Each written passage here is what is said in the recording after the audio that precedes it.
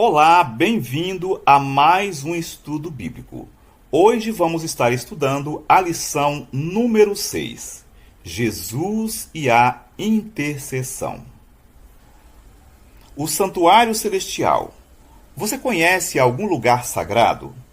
O que esses locais têm de especial? Você certamente já ouviu falar de Meca, do Vaticano, do Santuário de Aparecida e do Muro das Lamentações. São alguns lugares considerados sagrados respectivamente pelo islamismo, pelo catolicismo e pelo judaísmo. Multidões peregrinam a esses lugares todos os anos. Nos tempos de Jesus não era diferente. Todo judeu, independentemente de onde estivesse, deveria ir pelo menos 3 vezes por ano ao templo em Jerusalém. O templo era o centro da vida da nação, porque Deus era o centro da vida das pessoas. O templo era o lugar dos sacrifícios, do perdão e da adoração. Ali Deus se manifestava pessoalmente. Não fosse a presença divina, o santuário não seria sagrado. Todo ritual que acontecia no templo, também chamado de santuário, simbolizava Jesus, o Cordeiro que foi morto desde a fundação do mundo. Apocalipse 13 e versículo 8. Vamos conhecer neste estudo o ministério de Jesus no santuário celestial. Abra sua Bíblia em Marcos capítulo 11, versos 15 a 19. Marcos 11, versos 15 a 19. Jesus expulsando os vendilhões. O texto diz assim: E vieram a Jerusalém, e Jesus, entrando no templo, começou a expulsar os que vendiam e compravam no templo. Derribou as mesas dos cambiadores e as cadeiras dos que vendiam pombas.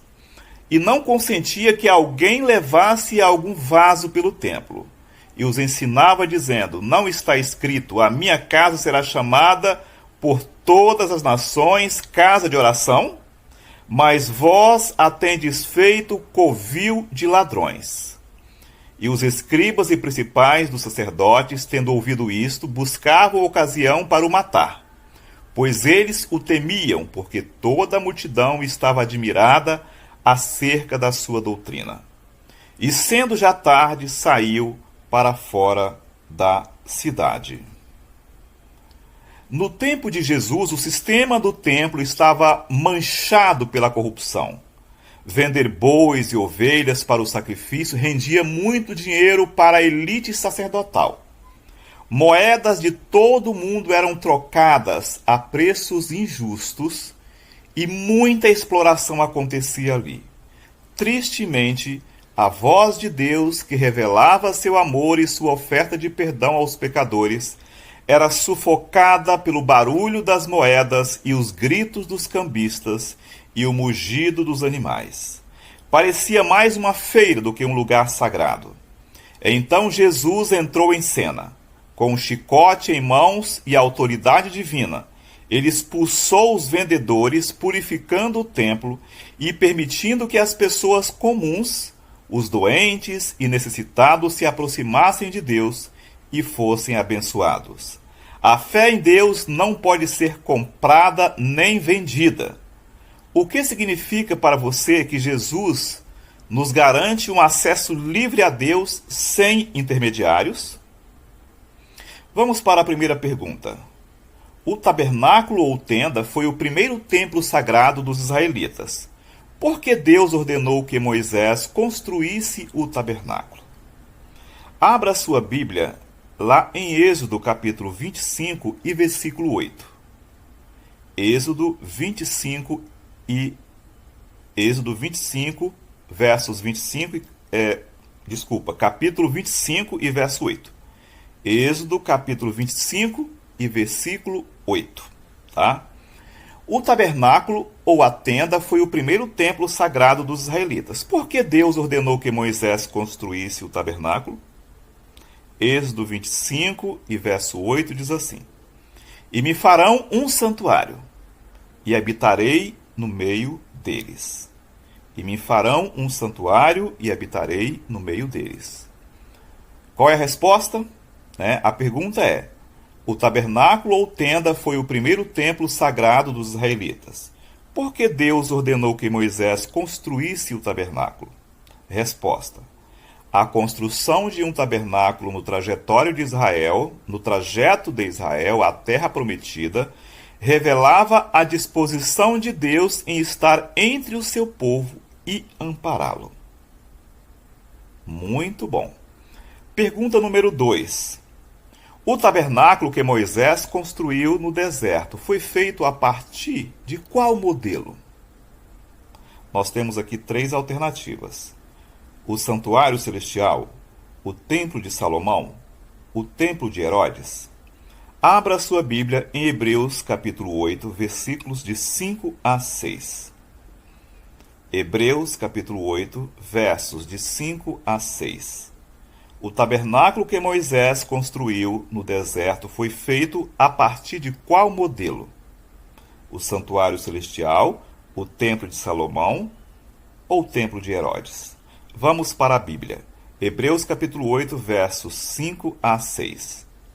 Os quais servem de exemplo e sombra das coisas celestiais, como Moisés divinamente foi avisado, estando já para acabar o tabernáculo. Porque foi dito: olha, faze tudo conforme o modelo que no monte se te mostrou. Mas agora alcançou ele ministério tanto mais excelente quanto é mediador de uma melhor aliança, que está confirmada em melhores promessas. Então vamos para a resposta. O tabernáculo que Moisés construiu no deserto foi feito a partir de qual modelo? A partir do modelo do santuário celestial, do modelo celestial. Então, o santuário celestial foi o modelo para que Moisés construísse um santuário parecido aqui na terra. Pergunta número 3. Em que consistia a cerimônia diária do santuário terrestre?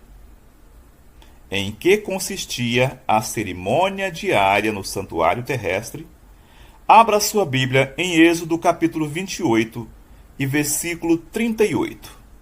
Êxodo 28 e verso 38. Em que consiste a cerimônia diária no santuário terrestre? Êxodo 28 e 38 diz assim: e estará sobre a testa de Arão, para que Arão leve a iniquidade das coisas santas que os filhos de Israel santificarem em todas as ofertas de suas coisas santas. E estará continuamente na sua testa, para que tenham aceitação perante o Senhor. Então, em que consistia a cerimônia diária no santuário terrestre? Resposta, tá? Agora a resposta. Os sacerdotes eram mediadores entre Deus e o povo. Eles realizavam os sacrifícios que representavam a oferta única de Jesus no Calvário. Ok? Então, os sacerdotes eram mediadores entre Deus e o povo. Intercediam pelo povo. E eles realizavam os sacrifícios que representavam a oferta única de Jesus no Calvário. Pergunta número 4. Qual é a obra de Jesus como sumo sacerdote no santuário celestial? Qual é a obra de Jesus como sumo sacerdote no santuário celestial? Abra sua Bíblia em Hebreus capítulo 8, versos de 1 a 2. Hebreus capítulo 8, versos de 1 a 2. O texto diz assim: ora, a suma do que temos dito é que temos um sumo sacerdote, tal que está assentado nos céus, à destra do trono da majestade, ministro do santuário e do verdadeiro tabernáculo, o qual o Senhor fundou, e não o homem. Qual é a obra de Jesus como sumo sacerdote no santuário celestial? Resposta: Cristo é o intercessor entre Deus e a humanidade. Com os méritos do sangue de Jesus, o Senhor apaga os pecados confessados e abandonados. Então Jesus, ele é o nosso intercessor. O que significa isso? Significa que nós, seres humanos, não podemos ir direto a nenhum santo, porque eles não têm poder. Devemos ir direto a Jesus. Nós não podemos pedir a Santo Antônio, pedir a São Pedro, São Sebastião, pedir a alguém que já morreu e virou santo. Não. Nós não podemos pedir à Virgem Maria para mediar por nós. Então, Cristo Jesus, ele é o nosso mediador. Devemos ir direto a ele. Orar a ele, pedindo perdão dos nossos pecados e clamar a ele por misericórdia. Então, Cristo é o intercessor entre Deus e a humanidade. Por que ele é o intercessor? Porque foi ele que deu a vida por nós. Com os méritos do sangue de Jesus, o Senhor apaga os pecados confessados e abandonados. Ok? Muito bem. Pergunta número 5. Por que o santuário celestial precisava ser purificado? Por que o santuário celestial precisava ser purificado? Abra sua Bíblia em Hebreus capítulo 9, versos 23 a 24. Por que o santuário celestial precisava ser purificado? Hebreus capítulo 9, versos 23 a 24. E o texto diz assim: de sorte que era bem necessário que as figuras das coisas que estão no céu assim se purificassem, mas as próprias coisas celestiais com sacrifícios melhores do que estes. Porque Cristo não entrou num santuário feito por mãos, figura do verdadeiro, porém no mesmo céu, para agora comparecer por nós perante a face de Deus. Por que o santuário celestial precisava ser purificado? Resposta: o santuário celestial, assim como o terrestre, precisava ser purificado dos pecados simbolicamente transferidos para ele por meio do sacrifício. Então, o santuário celestial, assim como o terrestre, precisava ser purificado dos pecados simbolicamente transferidos para ele por meio do sacrifício. Pergunta número 6. O que Jesus faz quando confessamos nossos pecados? Abra sua Bíblia em 1 João capítulo 1, versículo 9. O que Jesus faz quando confessamos os nossos pecados? 1 João capítulo 1, verso 9 diz assim: se confessarmos os nossos pecados, ele é fiel e justo para nos perdoar os pecados e nos purificar de toda a injustiça. Resposta: uma vez que Jesus intercede por nós, Deus é fiel e justo ao perdoar nossos pecados e nos purificar de toda injustiça. Então você precisa todos os dias orar a Deus: Senhor, tem misericórdia de mim, perdoa aquele pecado. Aí você cita o pecado que você praticou. E eu peço o teu perdão em nome de Jesus. Quando você fala isso, quando você pede o perdão em nome de Jesus, Jesus apresenta suas mãos cravadas para o Pai e intercede por você, tá? Intercede. Agora suponhamos que você pede para a Virgem Maria: Virgem Maria, interceda perante Jesus para mim, para Jesus interceder ao Pai. Olha só que situação, que complicação que você faz. Então, a Virgem Maria não morreu na cruz do Calvário por você e nem por mim. Ela não tem esse poder. Ela é uma mulher abençoada, muito abençoada. É uma pessoa importante, Mas quando se trata de interceder, ela não tem o poder de interceder. Não tem. A importância dela é outra. Ela deu à luz ao nosso Salvador. Então ela tem uma importância. Mas ela não tem o poder de perdoar pecados e nem de interceder por você. E nem por mim. Tá? Então precisamos ir a Deus e pedir perdão, né, dos nossos pecados em nome de Jesus. Nesta hora, Jesus apresenta as suas mãos cravadas para o Pai e fala: Pai, perdoa o João, a Maria, o Pedro, perdoa, porque eu morri por eles na cruz do Calvário. E nesse momento, os seus pecados são perdoados, mas em nome de Jesus. Não pode ser em nome de nenhum outro santo. São Pedro, São João, São Paulo, Virgem Maria, não. Cada um deles teve a sua função especial e muito importante aqui na Terra, tá? Todos eles foram importantes. Mas quando se trata de perdão e de interceder, é Jesus, tá bom? Grave isso. Quando se trata de intercessão, de você pedir alguma coisa, qualquer coisa que você queira pedir para Deus, qualquer coisa. Quer seja o perdão, quer seja uma bênção, quer seja agradecer, qualquer coisa. Você precisa pedir para Deus em nome de Jesus. Não pode pedir, tá, para a Virgem Maria, para o São Pedro, para o São Sebastião, não. Se você fizer esse pedido, o seu pedido está indo para o lugar errado, tá? Então envie o seu pedido e o seu agradecimento para o lugar certo. Pro lugar certo. Pede para Deus em nome de Jesus, ok? Muito bem. Sétima pergunta. O que acontecerá quando Jesus terminar seu ministério no santuário celestial? Abra sua Bíblia em Apocalipse capítulo 14, versos 14 a 20. Abra sua Bíblia em Apocalipse 14, tá? Lá no finalzinho da Bíblia. Apocalipse 14, versos 14 a 20. Né?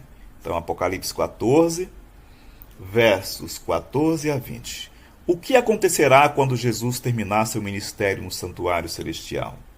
E o texto diz assim: E olhei, e eis uma nuvem branca, e assentada sobre a nuvem, um semelhante ao Filho do Homem, que tinha sobre a sua cabeça uma coroa de ouro, e na sua mão uma foice aguda. E outro anjo saiu do templo, clamando com grande voz ao que estava sentado sobre a nuvem: Lança a tua foice e cega. É já vinda a hora de cegar, porque já a seara da terra está madura. E aquele que estava sentado sobre a nuvem meteu a sua foice na terra, e a terra foi cegada. E saiu do templo, que estava no céu, outro anjo, o qual também tinha uma foice aguda. E saiu do altar outro anjo que tinha poder sobre o fogo. E clamou com grande voz ao que tinha a foice aguda, dizendo: Lança a tua foice aguda e vindima os cachos da vinha da terra, porque já as uvas estão maduras. E o anjo meteu a sua foice à terra e vindimou as uvas da terra e lançou-as no grande lagar da ira de Deus. E o lagar foi pisado fora da cidade, e saiu sangue do lugar até os freios dos cavalos, pelo espaço de 1.600 estádios. Então, o que acontecerá quando Jesus terminar seu ministério no santuário celestial? Resposta: quando encerrar sua obra em nosso favor no santuário celestial, Jesus voltará exatamente como prometeu. Ele vai vir a esta terra buscar aqueles que se prepararam. Ok? Pergunta número 8. Que segurança o trabalho de Cristo no santuário nos dá? Que segurança o trabalho de Cristo no santuário nos dá? Abra sua Bíblia em 1 João, capítulo 2, versos 1 e 2. 1 a 2, ou 1 e 2, tá? 1 João, capítulo 2, 1 e 2. Que segurança o trabalho de Cristo no santuário nos dá? 1 João, capítulo 2, versos 1 e 2. Meus filhinhos, estas coisas vos escrevo, para que não pequeis. E se alguém pecar, temos um advogado para com o Pai, Jesus Cristo o justo. E ele é a propiciação pelos nossos pecados, e não somente pelos nossos, mas também pelos de todo o mundo. Que segurança o trabalho de Cristo Que segurança o trabalho de Cristo no santuário nos dá? Resposta: o ministério celestial de Jesus nos dá a garantia de que temos à nossa disposição um advogado que intercede incansavelmente por nós. O santuário celestial é um lugar especial. É o lugar onde Jesus está intercedendo por cada um de nós. Só Jesus que pode fazer isso. Repetindo, só Jesus. A Virgem Maria, São Pedro, São Sebastião, tudo que é São. Não, eles não estão no santuário celestial. Quem está lá no santuário celestial, intercedendo por toda a humanidade, é Jesus. Eu repito, as suas orações devem ir para o lugar certo. E o lugar certo é aonde está Jesus, lá no santuário celestial. Ok? Muito bem. Que Deus te abençoe ricamente. E que você possa, colocar em prática o que você está aprendendo nas lições, em todas as lições. Se você ainda não fez as lições anteriores, tá? Nessa mesma página estão todas as lições, ok? Procure aí as lições que você ainda não fez e assista a lição, ok? No final desse estudo você tem direito a um certificado, tá? Só nos procurar, ok? Muito bem. Se você ainda não compartilhou esse link, o link dos estudos bíblicos com os seus amigos, aproveite agora, copie o link que está na página aí, ó, e cola lá no seu WhatsApp, no seu grupo de família, na sua lista. Envie para os seus amigos, aquelas pessoas que você quer que elas conheçam as verdades da palavra de Deus. Jesus está voltando e nós somos o evangelista, nós somos os obreiros de Jesus. Precisamos levar avante a mensagem que ele nos confiou. Vamos orar. Querido Deus e Pai eterno, nesta hora queremos te agradecer pela tua misericórdia. Queremos te agradecer, Senhor, pela tua bondade. Queremos neste momento pedir o teu perdão pelos nossos pecados. Que tu possa compadecer de cada um de nós, Pai. Abençoa este teu filho, tua filha que está estudando. Derrama sobre ele, sobre ela, o poder do teu Santo Espírito. Ilumine a sua mente, para que ele ou ela possa encontrar o caminho da eternidade. Conceda bênçãos especiais em sua vida diária. Abençoa a sua família.